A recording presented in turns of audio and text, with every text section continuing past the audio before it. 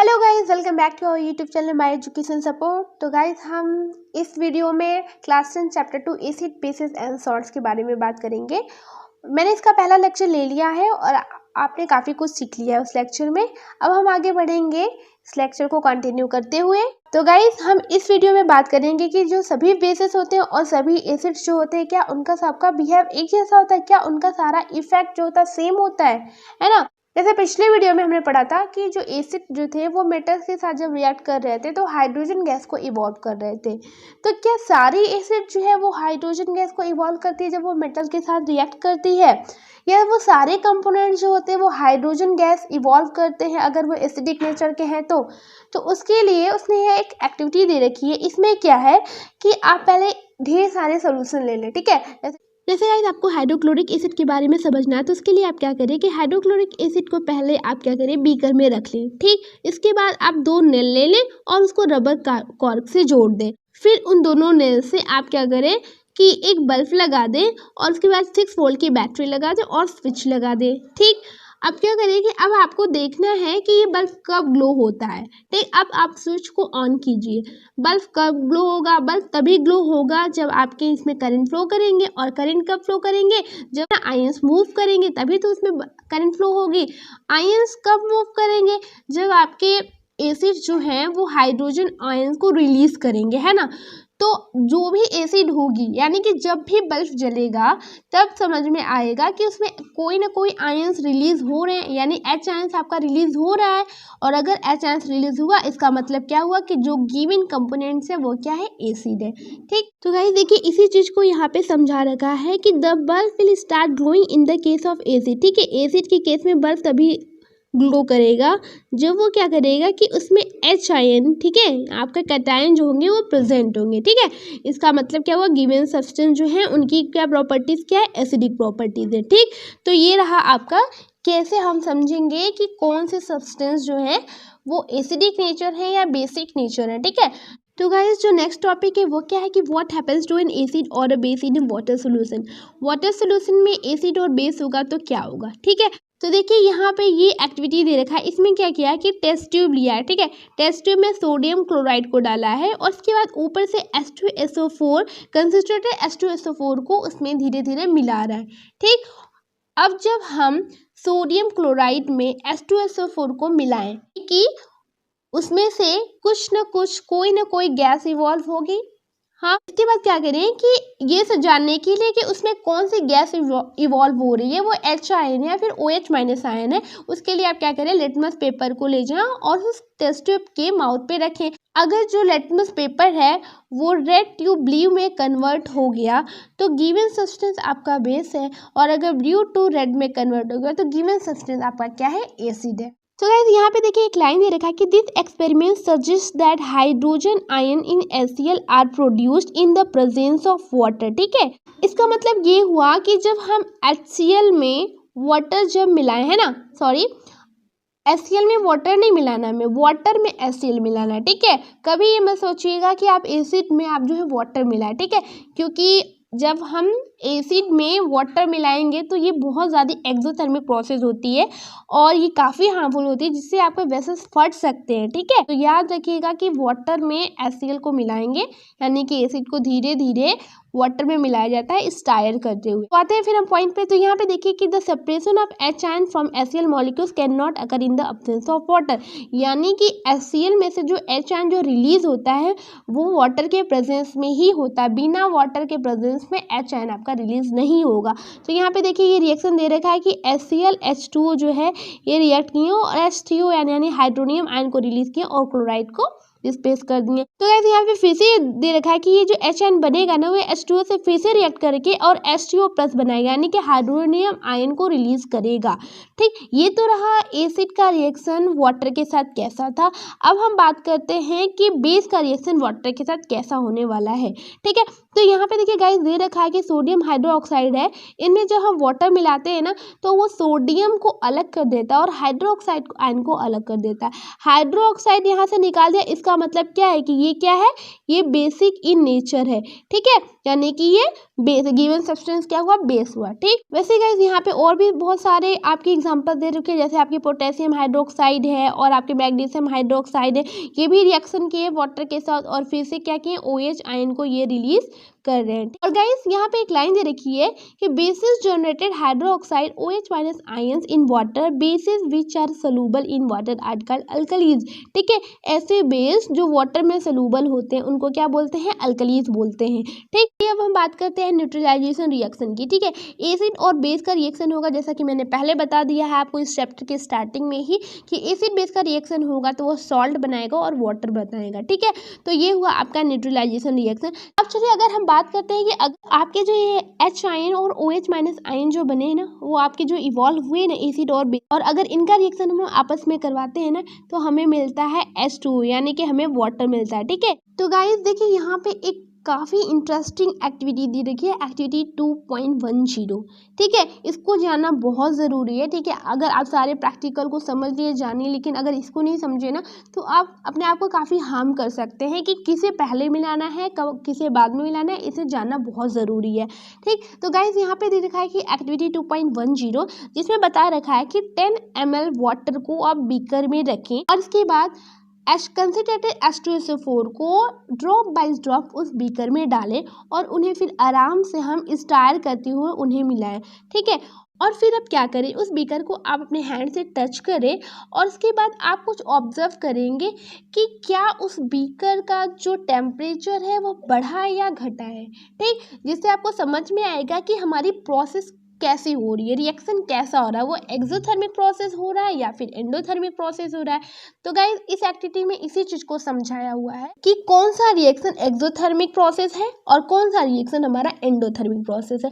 तो गाइस देखिए, अब जब आप 10 ml वाटर में कंसंट्रेटेड H2SO4 को रखेंगे, याद है मैंने अभी बताया कि वाटर में हमें एसिड को मिलाना है, ठीक है, एसिड में वाटर को नहीं मिलाना है, बिकॉज क्या होता है कि ये एक एक्सोथर्मिक प्रोसेस होती।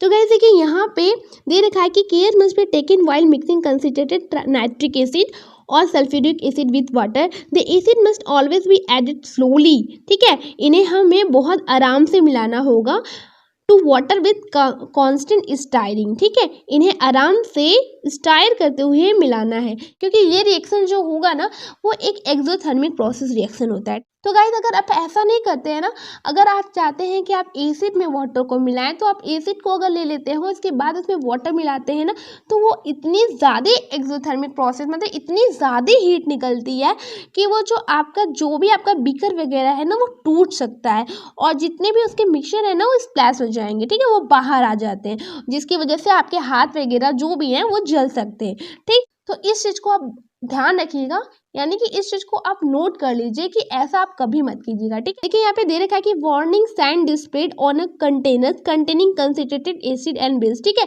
यानी कि अगर ये आपके हाथ पे गिरते हैं ना तो वो आपके हाथ को उस पार्ट को पूरा जला सकते हैं, ठीक है। और गाइस इसमें और एक इंपॉर्टेंट पॉइंट दे रखा है कि मिक्सिंग एन एसिड और base with water result in decrease in the concentration of ions, ठीक है। यानी कि अगर आप एसिड और बेस को जो है ना वाटर के साथ मिक्स करते हैं तो वहाँ पे H आयन और OH माइनस आयन का जो कंसंट्रेशन है वो डिक्रीज करने लगता है, यानी कि वो आपका जो भी मिक्सर है ना वो डाइल्यूट होने लगता है, ठीक। इसी प्रोसेस को हम डाइल्यूशन बोलते हैं और इससे जो एसिड और बेस मिलते हैं ना उन्हें हम कहते हैं डाइल्यूट एसिड और डाइल्यूट बेस, ठीक।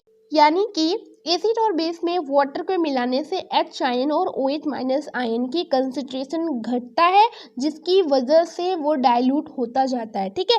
जितना ज़्यादा हम वाटर मिलाएं कंसंट्रेशन उतना कम हुआ है H आयन और OH माइनस आयन का, और वो रिएक्शंस वो मिक्सचर उतना ही ज़्यादा डाइल्यूट होता है, फाइन। तो गाइस जो नेक्स्ट पॉइंट दे रखा है उसमें क्या बताया है कि हाउ स्ट्रॉन्ग आर एसिड और बेस सोल्यूशन, ठीक है। यानी कि एसिड और बेस का सोल्यूशन कितना स्ट्रॉन्ग होता है उसके बारे में हम पढ़ते हैं, ठीक है।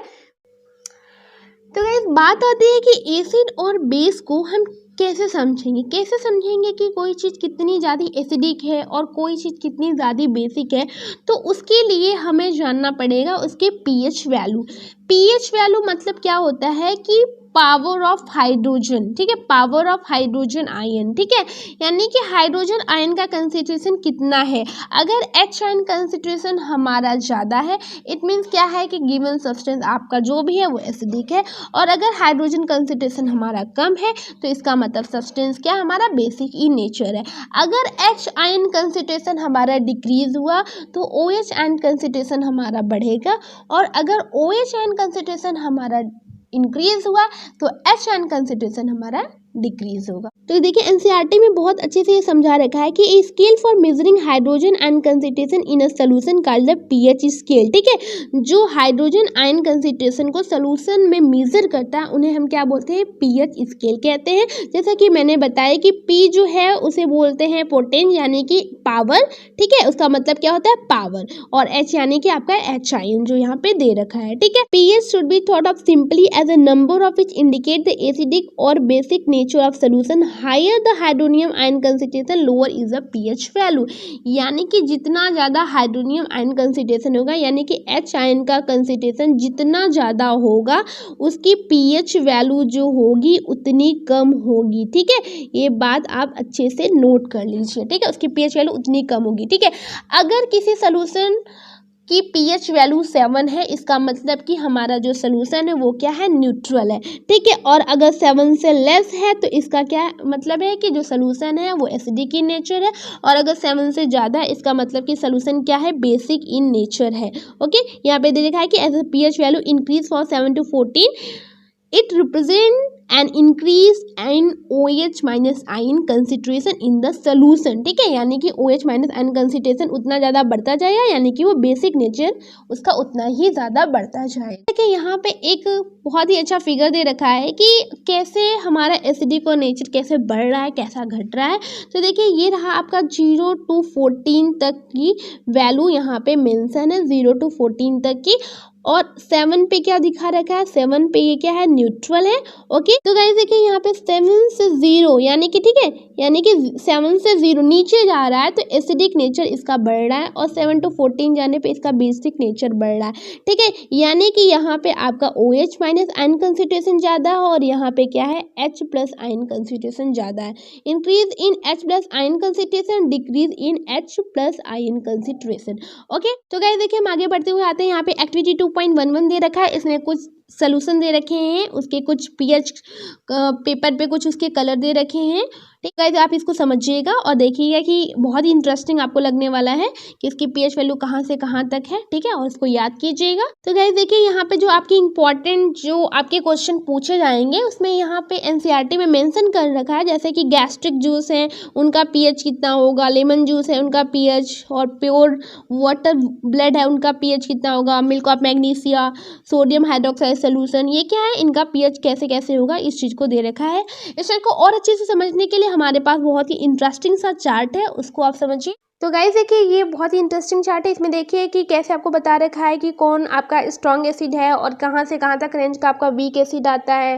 हाँ, और होता है 7 पे जैसा कि भी मैंने बताया, और वीकली अल्कली यानी कि आपका बेसिक नेचर 7 to 10 के बीच में होता है, और 11 to 14 में आपका स्ट्रॉन्ग अल्कली आते हैं यानी कि स्ट्रॉन्ग बेस आते हैं, ठीक है।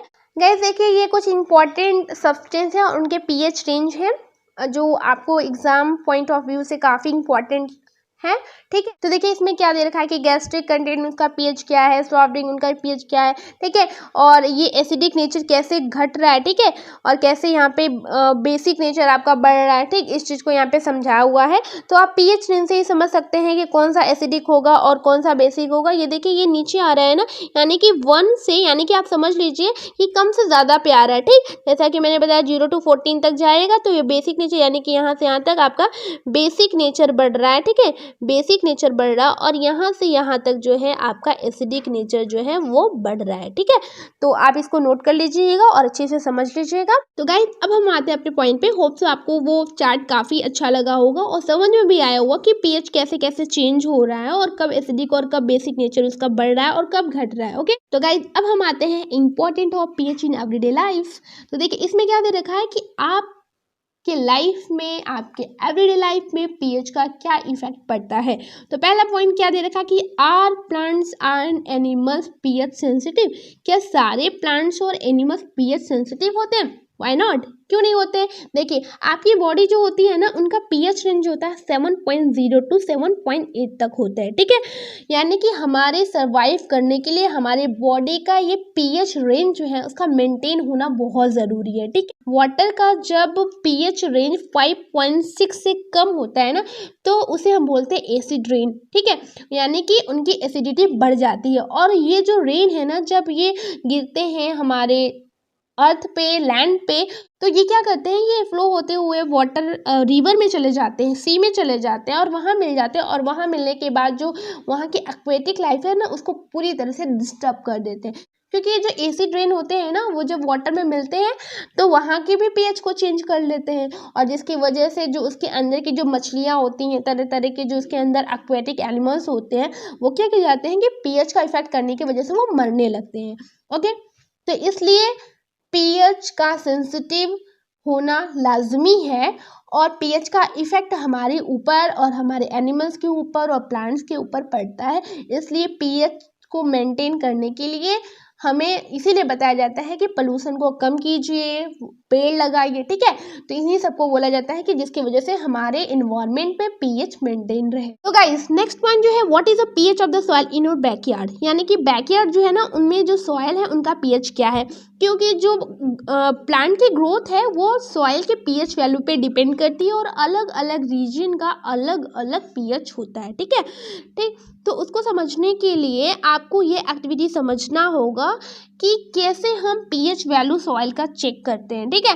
तो एक्टिविटी में दे रखा है कि अगर आप किसी भी रीजन से 2 ग्राम सॉइल को उठाएं, टेस्ट ट्यूब में डालें, उसमें कुछ वाटर डालें और उसके बाद उनको फिल्टर करें। और ये जो फिल्टर होने के बाद, फिल्ट्रेट जो आपके टेस्ट ट्यूब में जो मिट्टी पड़ी है ना, उसके बाद उस मिट्टी की पीएच वैल्यू चेक की जाती है, जिसकी वजह से हम अच्छी तरह से अपने ग्रेन को उगा सकते हैं। तो गाइस अब हम आते हैं नेक्स्ट वन पे। इसमें क्या दे रखा है कि pH in our digestive system.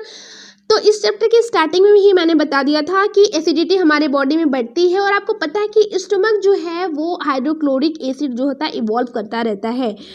तो कभी कभी ये जो हाइड्रोक्लोरिक एसिड होता है ना, वो ज़्यादा ही रिलीज होने लगता है हमारी बॉडी में जब हमारे जो फूड है वो डाइजेस्ट नहीं होते हैं, जिसकी वजह से हमारे स्टमक में पेन एंड इरिटेशन होने लगती है। तो इस चीज़ को न्यूट्रलाइज करने के लिए हमें बेस की ज़रूरत होती है, जैसा कि मैंने स्टार्टिंग में आपको बता दिया था। तो हम क्या यूज़ करते हैं, एंटा एसिड का यूज़ करते हैं, ठीक है। एंटा एसिड एक ऐसा बेस है जो इस एसिडिक नेचर को, यानी कि इस हाइड्रोक्लोरिक एसिड को न्यूट्रलाइज करता है। या फिर हम क्या करते हैं, बहुत ज़्यादा जब एक्सेस हो जाता है तो हम क्या, मैग्नीशियम हाइड्रोक्साइड, जिसको मिल्क ऑफ मैग्नीशिया बोलते हैं, या फिर माइल्ड बेस बोलते हैं, उनको भी हम यूज़ करते हैं। तो नेक्स्ट क्या है, pH change as the cause of tooth decay, ठीक है। यानी कि पीएच की वैल्यू अगर हमारे टूथ की चेंज होती है तो हमारे टूथ में क्या होने लगता है, डिके होने लगता है। बिकॉज हमारे जो माउथ का जो पीएच होता है ना वो 5.5 होता है। अगर वो 5.5 से लोअर होता है ना तो हमारे टूथ में डिके होना शुरू हो जाता है। ये क्यों होता है, मान लीजिए आप क्या हुआ, रात में खाना खा लिए और बिना ब्रश किए सो गए, तो खाना खाने के बाद जो फूड होते हैं ना, फूड के छोटे छोटे पार्टिकल्स हमारे मुंह में रह जाते हैं और उसके बाद फिर बैक्टीरिया क्या करती है, उसको डिग्रेड करने लगती है, ठीक है।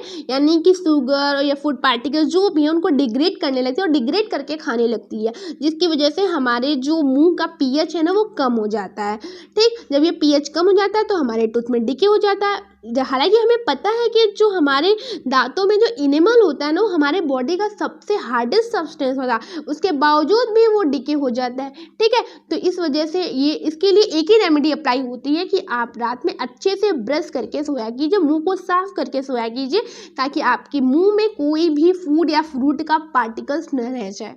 तो गाइस नेक्स्ट जो है इसमें क्या दे रखा है कि self defence by animals and plants through chemical warfare, ठीक है। यानी कि जो एनिमल्स और प्लांट्स हैं वो अपनी सुरक्षा कैसे करते हैं। आपने बी का नाम सुना होगा। बी जो है, मान लीजिए आप कभी भी उसको परेशान कीजिए, फिर ऐसे कहीं पेड़ों पे बैठी हो, जाके उसको टच कर दीजिए तो आपको वो एक डंक लगा दी, अब आप परेशान हो गए, इरिटेशन होने लगी, पेन होने लगी, क्योंकि वो जो बी है ना वो एसिड क्या है आपके बॉडी में छोड़ दी। अब क्या करना पड़ेगा कि उस इरिटेशन, उस पेन से बाहर निकलने के लिए आपको कोई बेस अप्लाई करना पड़ेगा।